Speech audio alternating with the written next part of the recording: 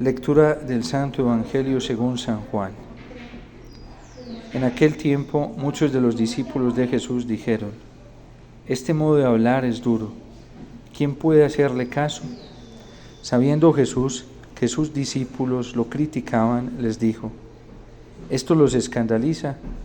Y si vieran al Hijo del Hombre subir a donde estaba antes, el Espíritu es quien da vida, la carne no sirve para nada. Las palabras que os he dicho son espíritu y vida, y con todo hay algunos entre vosotros que no creen». Pues Jesús sabía desde el principio quiénes no creían y quién lo iba a entregar, y dijo: «Por eso os he dicho que nadie puede venir a mí si el Padre no se lo concede». Desde entonces muchos discípulos suyos se echaron atrás y no volvieron a ir con él. Entonces Jesús les dijo a los 12: «¿También vosotros queréis marcharos?». Simón Pedro le contestó: «Señor, ¿a quién más vamos a ir? Tú tienes palabras de vida eterna. Nosotros creemos y sabemos que tú eres el Santo de Dios». Palabra del Señor. Gloria a ti, Señor Jesús. Ya desde hace algunos domingos atrás venimos escuchando este relato de la Eucaristía en el Evangelio de San Juan.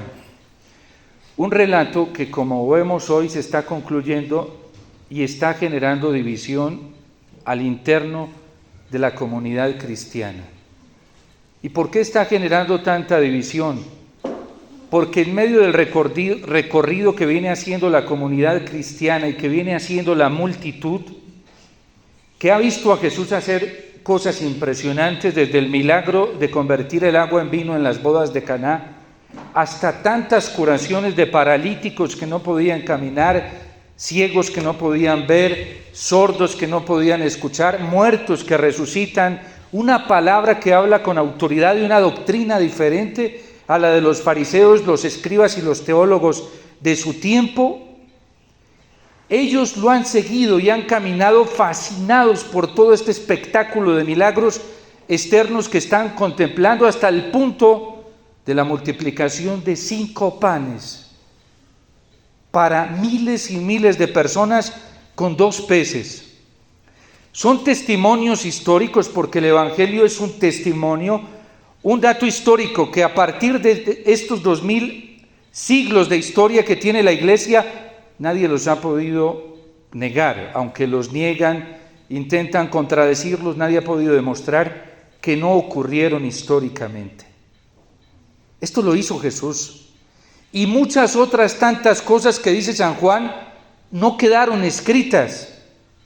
Y por eso la multitud lo seguía. Y por eso era una muchedumbre inmensa que iba detrás de Jesús, porque estaban fascinados de lo que veían.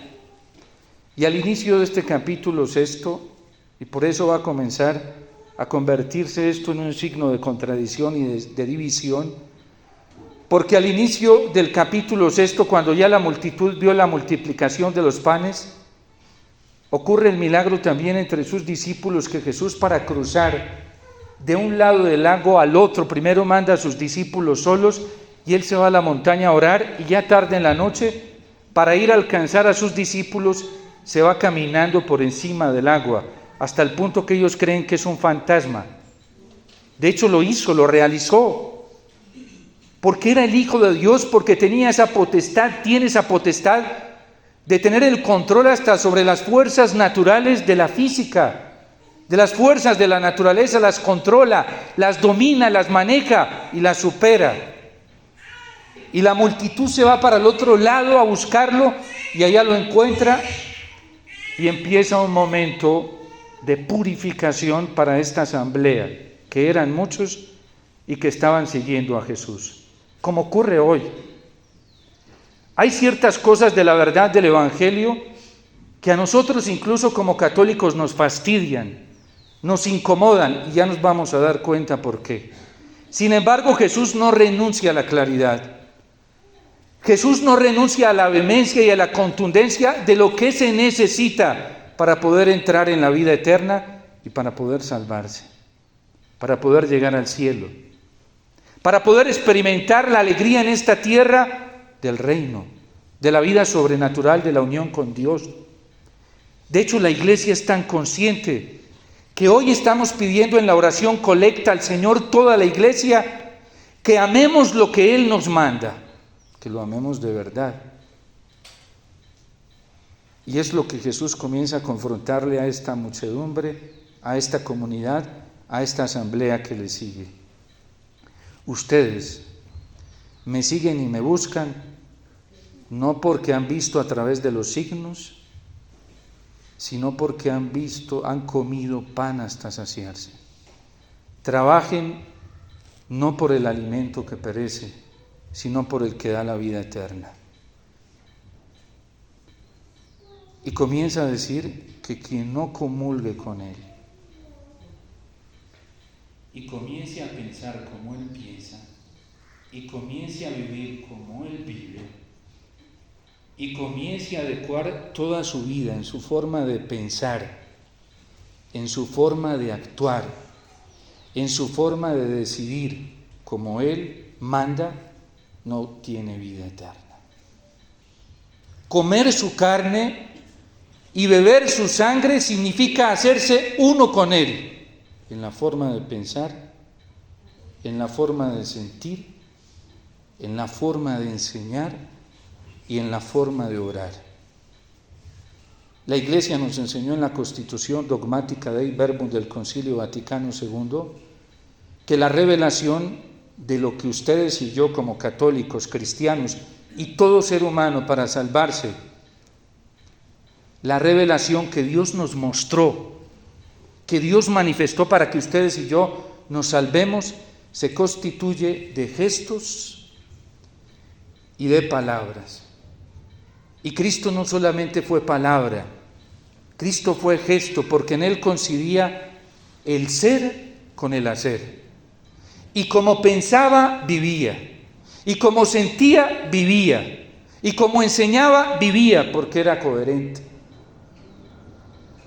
Por eso, cuando Israel y los hebreos querían nuevamente y tenían la nostalgia de los mandamientos grabados por el dedo de Dios en esas tablas de piedra, dice el profeta Jeremías, ya no es en esas tablas que voy a grabar mis mandamientos y mi palabra y mis normas, sino en corazones humanos. Y el primer corazón humano que dejó plasmar esas leyes de Dios y las obedeció, y fue coherente entre lo que escuchaba y le enseñaban de Dios con su forma de vivir, de pensar y de actuar, el primero fue Cristo, siendo divino en su naturaleza humana. Humanamente vivió como Dios pedía que viviéramos. Y por eso la manifestación más plena de la revelación de Dios está en Cristo. Y ahí está el prototipo del hombre cristiano, de la mujer cristiana. Ahí está el prototipo de la verdadera vida humana. También dice el Concilio Vaticano II en la Gaudium et Spes, en el numeral 22, que el misterio del ser humano solamente se esclarece a la luz de Cristo. Y si uno quiere saber cómo se debe comportar como hombre, como ser humano, para ser culto, para ser un verdadero ser humano, para ser íntegro en esta vida, en la relación que debe tener con los demás, hay que conocer a Cristo. Y primero a partir de su palabra, del Evangelio, que nos muestra la verdad auténtica y clara de lo que es Él. Por eso quien no coma mi carne y no beba mi sangre, no tiene vida en Él. No va a tener mi vida, no va a vivir la verdadera vida humana, no va a vivir la verdadera vida cristiana.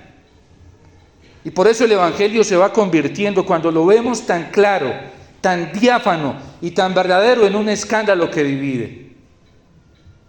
Es lo que tantas veces ha dicho el Papa Francisco, que no sirve una vida cristiana de maquillaje.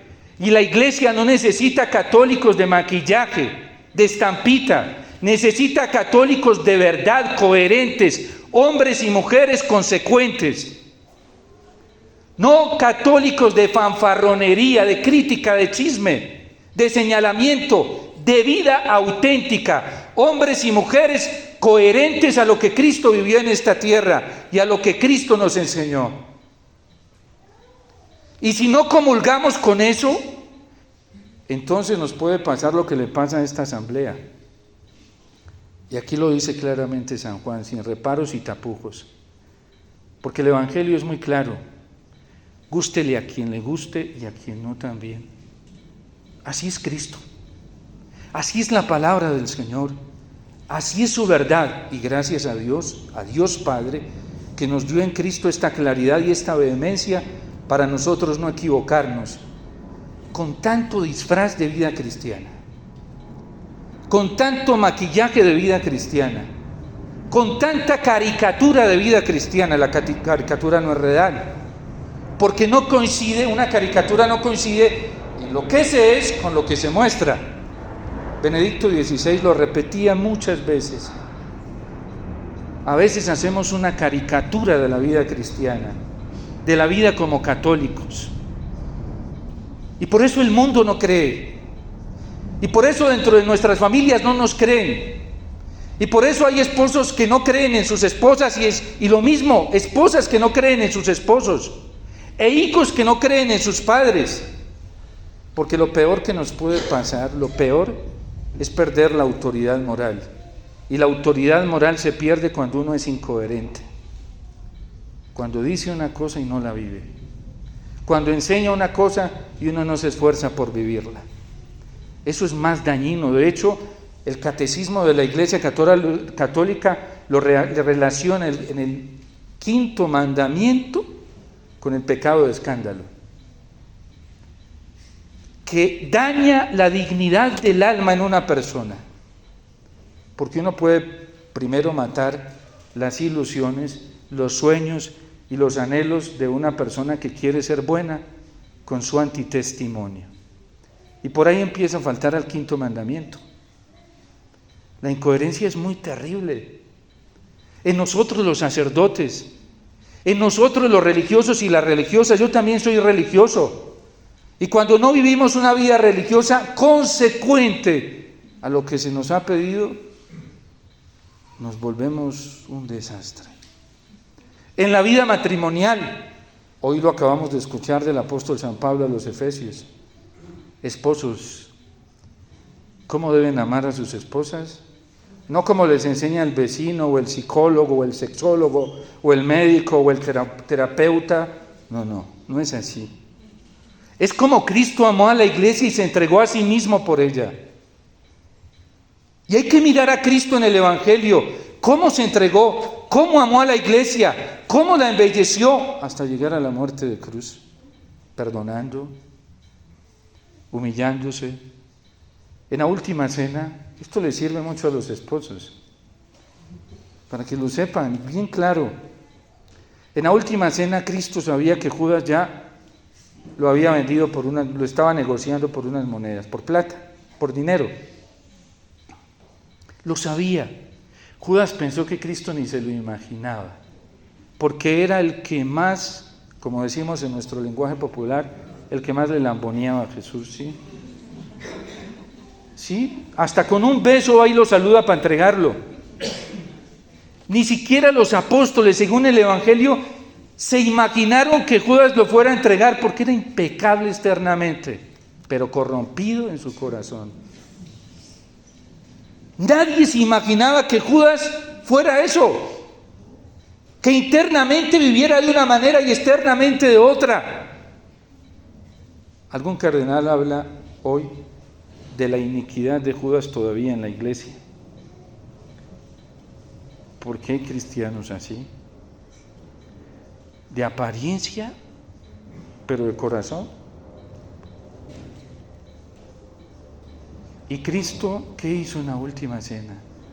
Sabía que Judas lo iba a entregar, pero el perdón primero. No pagó con la misma moneda. Allá se fue a besarle los pies, a decirle que lo amaba. A lograr con esa humillación, haciéndolo de un esclavo, peor que un esclavo, con sus gestos le estaba rogando que se arrepintiera. ¿Cómo logra un esposo la santificación de su esposa? A punta de humillación, como Cristo. No es poniéndose allá como, venga que aquí yo soy el que mando, eso es arbitrario. Cristo no actuaba así. Siendo consecuente con la vida cristiana. Porque cuando un esposo pierde su autoridad moral ante su esposa, porque no es coherente, porque exige autoritariamente, ¿qué es lo que hacen los gobiernos, los estados, los jefes? Y creen que la autoridad se ejerce de esa manera. La autoridad se ejerce a punta de humillación, de servicio. Por eso Pedro se arrepintió, porque vio la humildad de Jesús, que tuvo una contrición perfecta y lloró amargamente. Yo creyéndome grande, y él que sí debe ponerse como un grande, se pone como el más vulnerable. Así se embellece a la iglesia. Así te ganas la sumisión de tu esposa, esposo.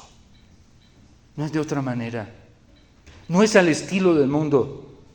Esposas, a esos esposos así, ámenlos, respétenlos, síganlos, porque las van a llevar derechito al cielo. Un hombre que es sumiso a Dios, que se entrega a Dios, es un tesoro en el hogar. Un tesoro como lo fue San José. Por eso la Virgen, cuando veía a San José, sabía que ese hombre no la iba a apartar del cielo, que él la iba a llevar al cielo, y se convirtió en una seguridad para ella. A donde él le decía vamos, ella iba, porque sabía que ese hombre buscaba en esta tierra solamente la voluntad de Dios y nada más que los mandamientos de Dios y nada más que el amor de Dios, porque quería agradarle a Dios en todo, porque era un hombre justo que no quería ofender a Dios en nada. Y por eso le dio confianza a ella, y por eso ella lo siguió, y por eso ella caminó, y por eso él fue la verdadera cabeza de una familia. Y por eso el niño también le obedecía en el hogar, porque era un hombre coherente, consecuente. Pedía, pero lo veían primero vivir lo que pedía. Pedía y daba órdenes, pero lo veían primero sumiso a Dios en eso que él mandaba. Un papá así sana el corazón herido de una esposa, de unos hijos. Los hijos pueden haber recibido mucho daño de su papá, y si un papá se convierte de esa manera, los hijos se vuelven sumisos y sanan lo que sea. Mi papá fue un hombre muy violento con mi mamá durante casi 20 años. Lo vimos, nosotros nos tocó. Y mi papá es una joya. Una joya. Porque es típico ese hombre que sabe que primero está Dios. Y entonces mi mamá dice, delante de él dice, hablando de mí, yo le pido al Señor que no me vaya a devolver lo que yo le entregué con tanta alegría. Y yo no le entendí, y estaba mi papá al lado, y yo, mamá, no te entiendo esa petición que tú le haces al Señor. Y entonces me dice mi papá, viven en la sintonía espiritual. Dice, no entiende, mi hijito, es que hay muchos sacerdotes hoy que se están descontrolando. Es que hay muchos sacerdotes que no son fieles. Es que hay muchos sacerdotes que no viven lo que predican. Eso es lo que le está queriendo decir su mamá al Señor. Que no se lo vaya a devolver así. ¿Por qué? Porque buscan la santidad de sus hijos, hasta la mía, que soy sacerdote. Tienes que ser santo, porque no hay otro camino. Un hombre que fue terrible, y yo le escucho y a mí se me conmueve el corazón y veo a mi papá y se me... Pasar de eso ahora a que sus hijos quieran vivir santamente, que vivan santamente. Josué hoy lo dice, yo y mi casa serviremos al Señor.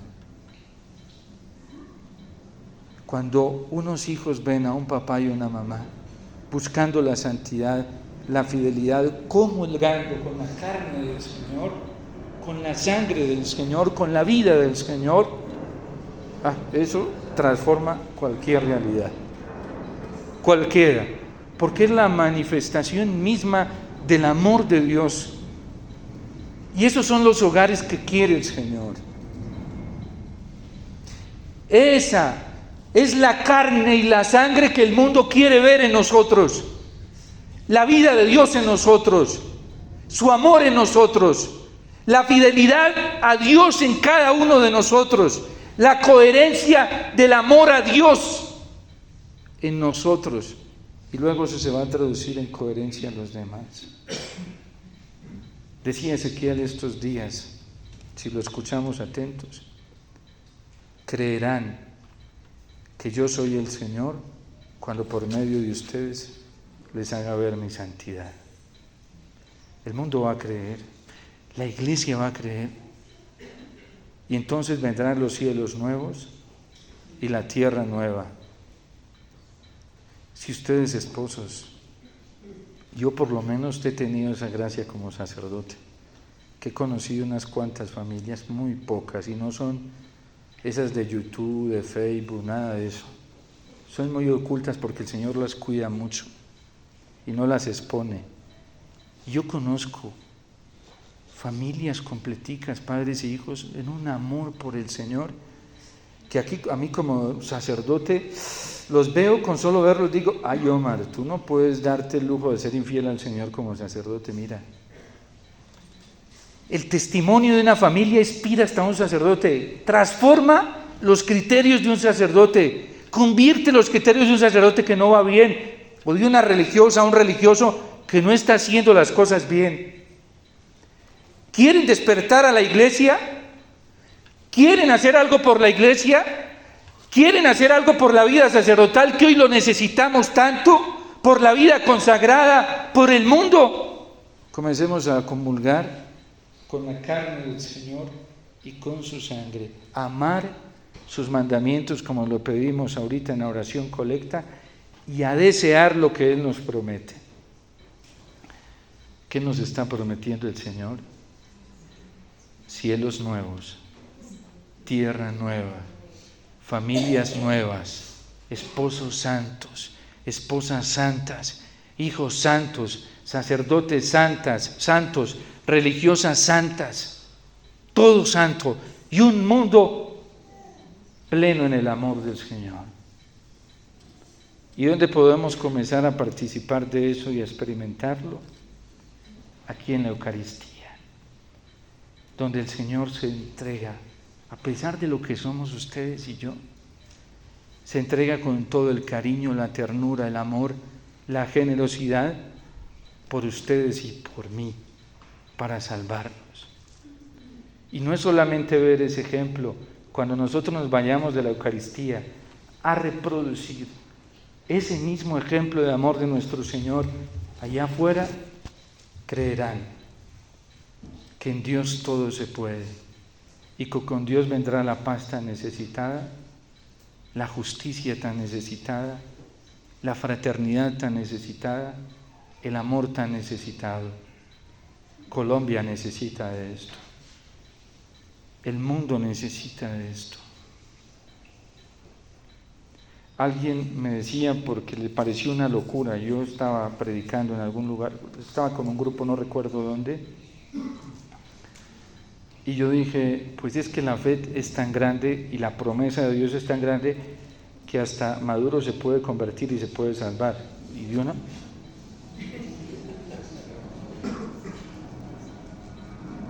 Y la reacción ha sido de personas católicas. Yo digo, ¿ustedes no creen eso? Es que nos falta experimentar mucho la grandeza del amor de Dios. Hasta nuestro presidente no solamente se puede convertir, sino que se puede salvar y hasta se puede convertir en un instrumento de salvación para el mundo. Pero si no creemos, muchos se echaron hacia atrás porque no le creyeron. Y lo fueron dejando solo. Y el Señor mira a sus 12. Jesús entonces le dijo a los 12 lo que le quedaba ahí. Y eso que había uno que le iba a traicionar, ¿sí? Ustedes también se quieren marchar.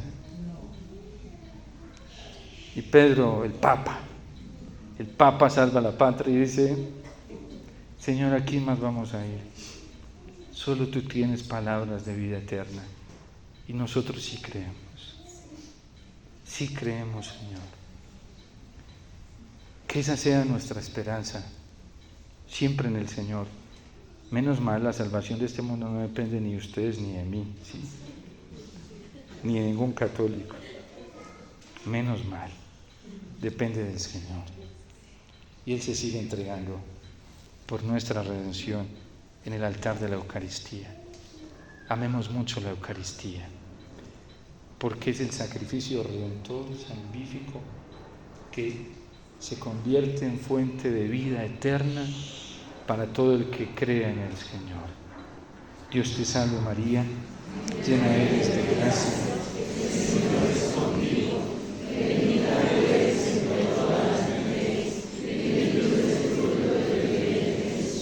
Santa María, Madre de Dios, ruega por nosotros pecadores, ahora y en la hora de nuestra muerte. Amén.